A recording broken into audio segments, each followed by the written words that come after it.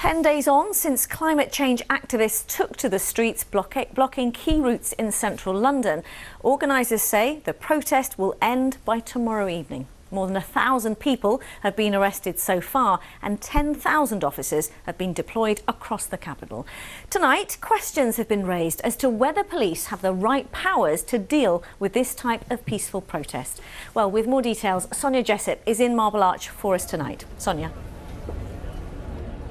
Yes, the roads here at Marble Arch have now reopened. You may see the traffic over my shoulder there. The protesters are still camped out here. They say they will move on by tomorrow night, but it's a very different picture to what we saw last week with Oxford Circus, Waterloo Bridge blocked. It caused huge disruption, but this is key. It has been a peaceful protest, and that is why police don't have the powers to use the kind of tactics we may have seen in protests during the past. But do they have enough powers to handle this kind of campaign? I've been finding out.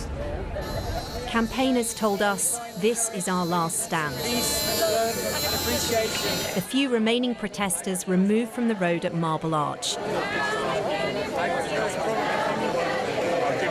A last stand that came with singing, even smiles shared with the police. But it's also a campaign that's brought serious disruption to London. And today there were calls for new powers to tackle such protests.